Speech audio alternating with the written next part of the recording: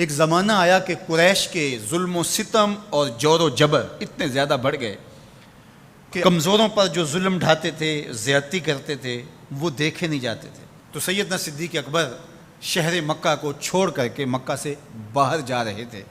راستے میں ابن دغنہ ملا، یہ قریش کا سردار تھا، اور اس نے کہا کہ آپ کدھر جا رہے ہیں؟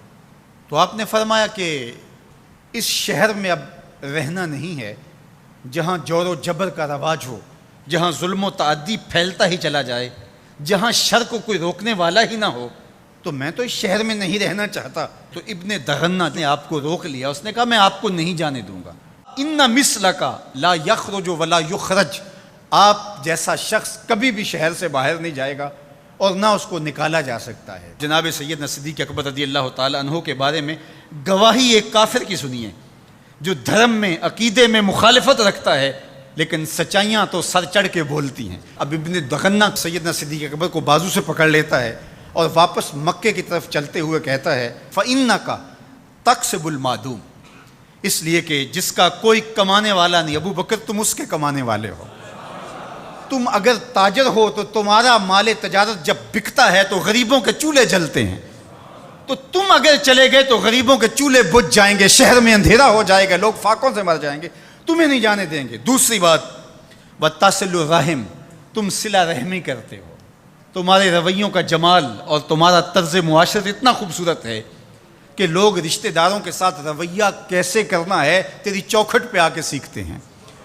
تیسری بات وَتَحْمِلُ الْكَلَّ، جس کا کوئی بوجھ اٹھانے والا نہیں، ابو بکر اس کا بوجھ تم اٹھاتے ہو، اس کی ضرورت کو تم پورا کرتے ہو۔ وَتَقْرِي الضَّيْفَ، اور آپ مہمان نواز ہیں، اور وَتُعِينُ عَلَى نَوَائِبِ الْحَقِّ، اور آپ ان لوگوں کی مدد کرتے ہیں جو راہ حق کے اندر مشکلات میں گھر جاتے ہیں۔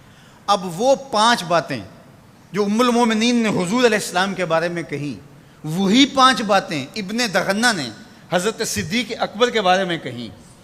تو اب یہ سمجھنے میں کوئی دیر نہیں لگتی کہ حضور نے اپنے غلاموں پہ اپنی سیرت کا رنگ چڑھا دیا تھا، اور ایسا پختہ رنگ تھا، ایسا پکا رنگ تھا جس کو کافر بھی دیکھ رہا ہے۔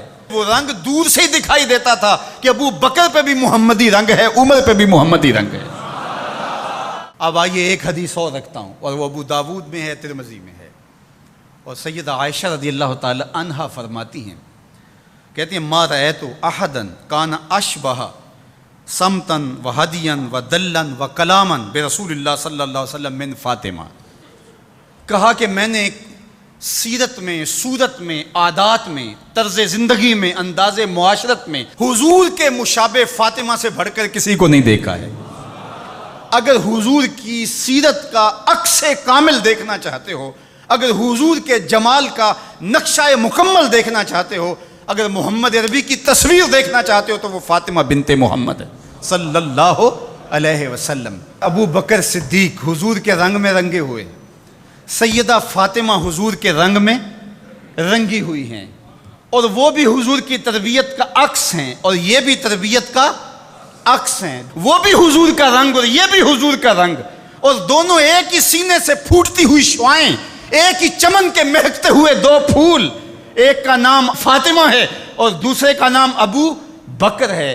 اور اگر کوئی انگلی اٹھاتا ہے سیدنا ابو بکر پہ تو وہ حضور کی تربیت میں نقص نکالتا ہے، اور اگر سیدہ فاطمہ تو زہرا پہ کوئی بات کرتا ہے تو وہ بھی سوچے بات کہاں تک جا رہی ہے۔ اس امت کو الجھا دیا گیا، اہل بیت اور صحابہ کو الگ الگ خانوں میں بانٹ کر کے اس انداز کے ساتھ پیش کیا گیا کہ جس طرح اہل بیت کے ماننے والے اور ہوتے ہیں اور اصحاب رسول کے ماننے والے اور ہوتے ہیں۔ ہماری محبتوں کا مرکز ذات رسالت مآب صلی اللہ علیہ وسلم ہے۔ اللہ کی محبت مقصود شریعت ہے، والذین آمنوا اشد حبا للہ، یہ قرآن بتاتا ہے ہمیں، لیکن یہ محبت بھی ہمیں اس در سے ملی ہے۔ تو اس لیے ذات رسالت مآب جب مرکز محبت ہوگی تو پھر یہ جھگڑا کبھی بھی نہیں ہوگا کہ میں اہل بیت کو مانتا ہوں اور صحابہ کو نہیں مانتا، میں صحابہ کو مانتا ہوں اہل بیت کو نہیں مانتا۔ میں تو کہا کرتا ہوں کہ صحابہ نبی کے در والے ہیں اور اہل بیت نبی کے گھر والے ہیں۔ ہم کہتے ہیں گھر والوں تمہیں بھی ہمارا سلام ہو، در والوں تمہیں بھی ہمارا سلام ہو۔